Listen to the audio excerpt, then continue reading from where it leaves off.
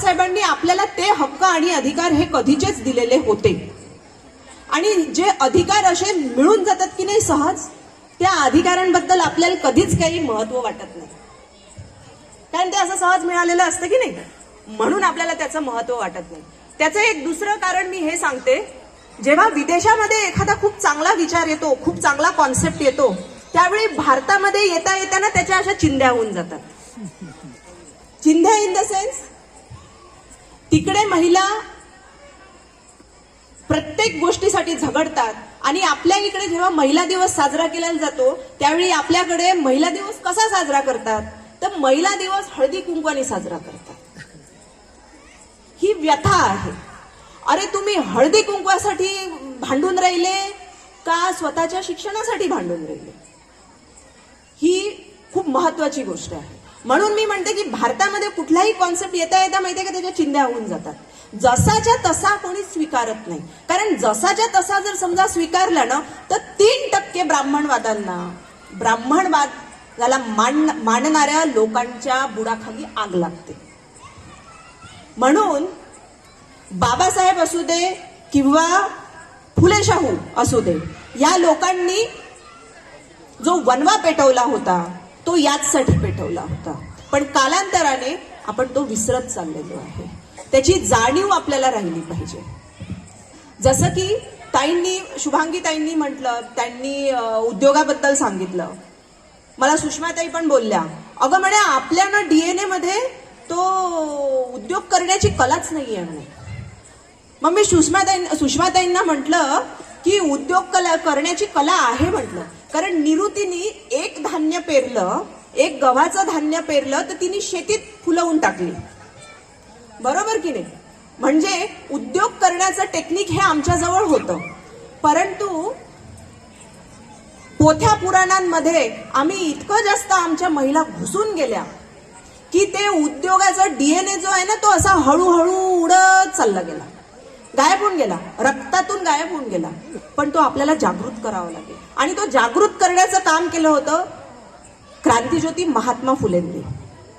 कारण महात्मा फुले, तुम्हाला आम्हा सगळ्यांना केवळ एवढंच माहिती आहे की ते सामाजिक सुधारण्याचं काम त्यांनी केलं, मग त्यांनी महिलांसाठी कार्य केलं, पण महात्मा फुलेंचं एवढं सगळं जे कार्य आहे ते आर्थिक सपोर्ट शिवाय कधीच होऊ शकलं नसतं. मग महात्मा फुले काय करायचे? महात्मा फुले एक मोठे कॉन्ट्रॅक्टर होते. ते असं म्हणतात की जर महात्मा फुलेंनी केवळ उद्योगाकडे लक्ष दिलेलं असतं तर त्यांची जी पातळी होती ती टाटा आणि बिर्लांच्या लेवलची होती. म्हणजे उद्योगाला केवढं महत्व आहे. होतं काय की आपल्या समोर एक असा महल उभारला जातो की ज्याच्यामध्ये स्त्रियांना एका विशिष्ट लेबलमध्ये ना अडकवून टाकतात. तू नारी है, तू शक्ती का अंबार है, आणि तू दुर्गा है ना, तू फलानी ढिमकानी आहे, आणि त्याच्यानंतर तू फक्त नारीच नाही आहे बरं का, तू कोणाची पोरगी आहे, मुलगी आहे, तू सून आहे बाई, तू बाई सासू आहे, तू खूप साऱ्या वेगवेगळ्या बहीण आहे, आणि इतक्या सगळ्या वेगवेगळ्या तिला लेबलमध्ये जखडवून टाकतात की बिचारी ती विसरूनच जाते की ती नेमकी कोण आहे. अरे मी स्त्री आहे, मलाही भावना आहे, मलाही माझे स्वप्न आहे, आणि या स्वप्नांना मला उडान पाहिजे आहे. हे जे तिचे जे स्वप्न असतात, तिचे ज्या इच्छा आकांक्षा असतात त्या वेगवेगळ्या लेबल खाली ना असे दाबून टाकतात. हे दाबणं आता आपण नाकारलं पाहिजे. तुम्हाला एक माहिती असेल, फेमिनिझम हा कधी शब्द तुम्ही ऐकलाय का? नारीवाद. एखाद्या बाईबद्दल जर समजा असं म्हटलं का अरे ते फेमिनिस्ट आहे, ते नारीवादी विचारातली आहे बरं का, आता ते नारीवादी आहे असं म्हटल्याबरोबर काय होते, माणसांना खूप भीती वाटायला लागते. त्यांना असं वाटते की अरे ते नारीवादी आहे म्हणजे का आता का आम्ही माणसानं का घरात बसून राहायचं का, आता काही खरं नाही आपलं. असं नाहीये. खरं तर नारीवाद म्हणजे काय आहे, तर नारीवाद हा स्त्री आणि पुरुषांना समान हक्काचा पुरस्कार करणारा आहे, की स्त्रियांना सुद्धा तेच शिक्षण मिळायला पाहिजे जे पुरुषांना मिळतं. स्त्रियांना सुद्धा तितकंच आर्थिक स्वातंत्र्य असलं पाहिजे जितकं पुरुषांना आहे. स्त्रियांना सुद्धा तितकंच राजकीय स्वातंत्र्य असलं पाहिजे जितकं पुरुषांना आहे. हे सांगता आपल्याला नारीवाद, फेमिनिझम सांगतो. परंतु आपल्याकडे अशी एक प्रचलित आहे, एक प्रचलन आहे की नारीवाद म्हणजे काय, ते बायका चौकात उभी राहते, ते बायका माणसासारखी कपडे घालते, ते बायका ते का स्वतःला का माणूसच समजते का, 4 वर्ग शिकली तर ते लय शायनिंग मारायला लागली.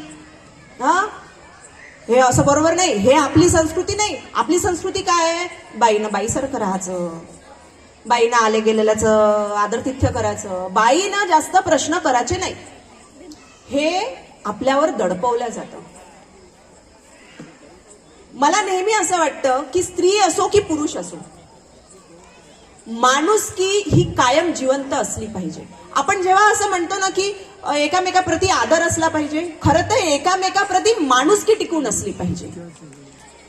आणि माणुसकी जिथं असेल ना तिथं बरोबर आदरही येतो, तिथे बरोबर प्रेमही येतं.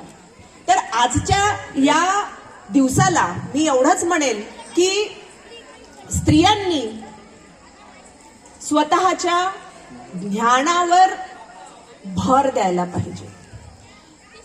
बायांनो, मी नेहमी सांगत असते, तुम्हाला खूप वेगवेगळ्या लेबलमध्ये अडकवण्याचा प्रयत्न करतील, पण तुम्ही सावध राहा, त्या लेबलमध्ये अडकू नका. कारण ते लेबल तुम्हाला गाडण्याचं काम करतात, वाढवण्याचं काम नाही करत.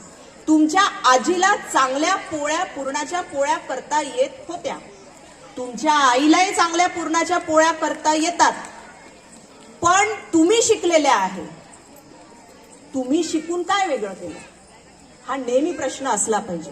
म्हणून नेहमी स्वतःच्या ज्ञानात भर घालणं जरुरी आहे. त्यासाठी शिक्षण ह्या सगळ्यात पहिला पाया आहे. राजकीय ज्ञान आजच्या घडीला खूप जास्त महत्वाचं आहे. कारण राज्यकर्ते जर बोगस असतील तर सगळ्यात पहिले स्त्रियांनी हे समजून घ्यायला पाहिजे का तुम्हाला आता पडद्यात घरी राहायचं.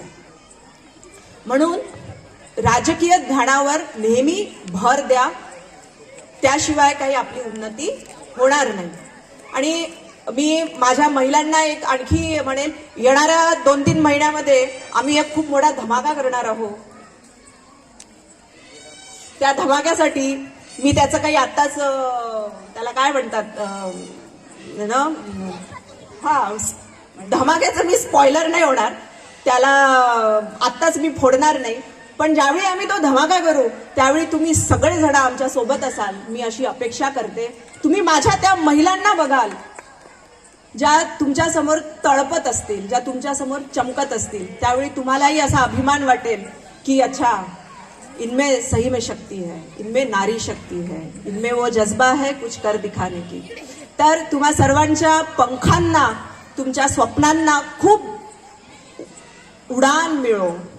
तुम्ही महिला कधीही स्वतःला एकटं समजू नका. जेव्हा तुम्हाला असं वाटत असेल की माझ्यावर खूप अन्याय होत आहे, तेव्हा लक्षात घ्या, संघटन करा, संघटित राहा. अलीकडेच आलेला तो 13वा चित्रपट आहे, तुम्ही बघितला असेल की संघटन, जेव्हा नारी संघटित होते त्यावेळी काय चमत्कार घडतो, आणि ते आपल्या समोर एक खूप मोठं उदाहरण आहे. तर महिलांनो, आपण सगळे एक आहोत, तुम्हा आम्हा सर्वांच्या भावना एक आहेत. आणि मी तर नेहमी म्हणत असते की शिक्षण घेतलेल्या महिलांनी नेहमी समाजात जाऊन काम केलं पाहिजे. आणि बाबासाहेबांनी तेच केलं, फुल्यांनी तेच केलं, सावित्रींनी तेच केलं की शिक्षण तर तुम्ही घेतलंय, पण त्या शिक्षणाचा तोपर्यंत काहीच उपयोग नाही जोपर्यंत तुम्ही ते समाजात घेऊन जाता आणि त्या लोकांसाठी तुम्ही आपलं जीवन व्यतीत करता, व्यापन करता, की ज्याच्यासाठी आपल्या महापुरुषांनी एवढं आपल्याला स्वप्न दाखवलेले आहेत. तर या ठिकाणी मी प्रशांत भाऊ जारोंडे यांचं मी विशेष आभार मानेन. हे असे लोकांना पैदा व्हायला पाहिजे आणि अशा पुरुषांची ना लाखोच्या प्रमाणात पैदाश व्हायला पाहिजे. कारण ही ती लोक आहे जी महिलेच्या मागे उभे राहतात, ही ती लोक आहे जी खरे फेमिनिस्ट आहे, ही ती लोक आहे जी खरी नारीवादाला समर्थन करणारी लोक आहेत. कारण ते जाणतात की पितृसत्तेचे काय दुष्परिणाम आहेत.